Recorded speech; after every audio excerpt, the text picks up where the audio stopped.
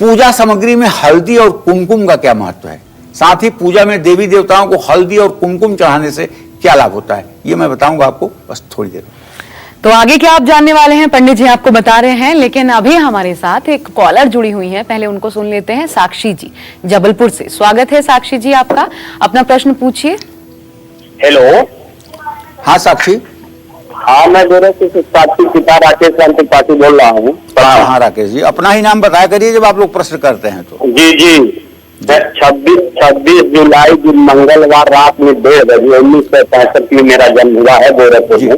जी जी जी, मेरा भाग कैसा रहेगा, आने वाला समय कैसा रहेगा, बच्चों की स्थिति कैसी रहेगी? तो चलिए राकेश भगवान आपको बताता हूं कि आपके द्वितीय भाव का स्वामी मंगल और सप्तम भाव का स्वामी मंगल दोनों बृहस्पति से द्वितीय द्वादश की स्थिति में है। संघर्ष तो बहुत किया है आपने, लेकिन पहचान भी बनाई है आपने, ऐसा नहीं है कि आपका संघर्ष व्यर्थ गया है। लेकिन जो मैं देख पा रहा हूं इसके हिसाब से बिना परिश्रम के आपको कुछ मिला नहीं है। कुछ लोग होते हैं ना, उन्हें भाग्य से मिल जाता है, प्रमोशन भाग्य से मिल जाता है, कोई पद प्रतिष्ठा भाग्य से मिल जाती है, लेकिन आपको तो हर चीज के लिए संघर्ष करना पड़ा है और आप स्व अनुशासन में रहते हैं, ये बहुत बड़ी बात है। आप सेल्फ डिसिप्लिन में रहते हैं, ये बहुत बड़ी बात है। इसलिए मुझे कोई चमत्कार की उम्मीद बहुत नजर नहीं आ रही है, लेकिन एक बात मैं बहुत विश्वास के साथ कह सकता हूं कि सन 2021 के नवंबर दिसंबर महीने के बाद आपका समय बहुत अच्छा शुरू होगा और शायद ये समय आपके अंतिम समय तक अच्छा ही चलने वाला है। अच्छा पंडित जी, एक चीज आपने और बीच में कही थी, यज्ञोपवीत संस्कार जब होता है उसके बाद पहले माता पिता बच्चों को भेज देते थे गुरुकुल। अब तो ये ऐसा माना जाता है कि मानिए बच्चों को दूर कर दिया आपने, बोर्डिंग भेज दिया, तो वहां पर एक तो संस्कार विहीन हो जाते हैं, दूसरा माता पिता से जो प्यार होना चाहिए बच्चों का वो डेवलप नहीं होता। आज की डेट में वो सही है या नहीं? देखो, सच बात तो ये है, माता पिता अपने बच्चों को भौतिक शरीर दे करके गुरु के आध्यात्मिक आंगन में छोड़ देते हैं। अब तो गुरु भी वैसे नहीं, बहुत हैं बेटा। दुनिया में कुछ नहीं कह सकते हो कि ये नहीं है, दुनिया में ये नहीं कह सकते हो कि ये है। आज भी गुरुकुल हैं, अच्छे गुरुकुल हैं। उस समय भी जब भगवान कृष्ण थे गुरुकुल भी था और एडेड विद्यालय भी था। संदीपन का जो आश्रम था वो गुरुकुल था और द्रोणाचार्य का जो विद्यालय था वो एडेड विद्यालय था। उसमें हस्तिनापुर से तनख्वाह आती थी द्रोणाचार्य को, वो एडेड था।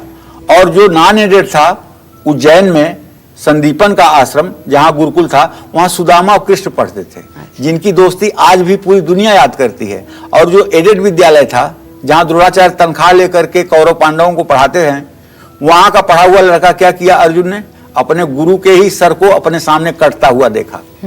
सात्यकी ने जब द्रोणाचार्य का गर्दन काटा तो अर्जुन को क्या करना चाहिए था? तो गुरु के प्रति एडेड विद्यालय के बच्चों का ये दृष्टिकोण है। और गुरुकुल के प्रति तो मरे हुए बेटे को ला करके श्री कृष्ण संदीपन को दे देते हैं। इससे बड़ी बात क्या हो सकती है? तो गुरुकुल आज भी है और जरूरी नहीं है गुरुकुल हो, ये तो ब्रह्मचर्य के पहले पहले जनेऊ धारण करके गायत्री की साधना करके बच्चे को और प्रखर बनाया जाता है। कुल मिलाकर ये सही चुनाव जरूरी है जहां भी भेजें। अब बात कुमकुम और हल्दी की पंडित जी ने की, तो ये सामग्रियां क्यों महत्वपूर्ण है और क्या दिलाती हैं ईश्वर को अर्पित करने से? देखो, मैं आप सबको बताऊंगा, कुमकुम और रोली पूरे देश में बिकती है, लेकिन मैंने देखा है प्रायः डुप्लीकेट बिकती है। महाराष्ट्र में एक जगह है तुलजा भवानी देवी का मंदिर है, तुलजा भवानी, और एक जगह है कोल्हापुर। अगर कभी इन दो जगहों पे आपको जाने का सौभाग्य मिले तो इन दो जगहों पे आप कुमकुम जरूर खरीदिएगा। और यहां जो कुमकुम मिलता है वो पीसी हुई हल्दी को कलर किया रहता है। आप उसको सूंघेंगे ना तो उसमें हल्दी की गंध आपको दिखाई देगी और वो इतना अच्छा चंदन होता है, इतना अच्छा चंदन होता है, इतनी पॉजिटिविटी लाता है जिसकी कोई हद नहीं। उसमें कोई केमिकल नहीं मिला होता है और वो कहीं नित्य धारण करने पर भी किसी प्रकार का निशान नहीं छोड़ता है। तो हल्दी धरती के नीचे उगती है, इसलिए धरती पर उगने वाली चीजों की तुलना में हल्दी भूमि तरंगों की, भूमि तत्व की मात्रा को ज्यादा से ज्यादा ऑब्जर्व करती है। कुमकुम भी मैंने बताया आपको ना कि हल्दी पीस कर कैसे उसको बनाया जाता है कुमकुम। तो देवी देवताओं को हल्दी और कुमकुम चढ़ाने से देवताओं द्वारा प्राप्त तरंगों के साथ भूमि तरंग का भी लाभ मिलता है, जिससे मन और मस्तिष्क सात्विक रहता है, वातावरण में रज और तम की तरंगें कष्टदायक तरंगों को सहने की क्षमता में वृद्धि देती हैं।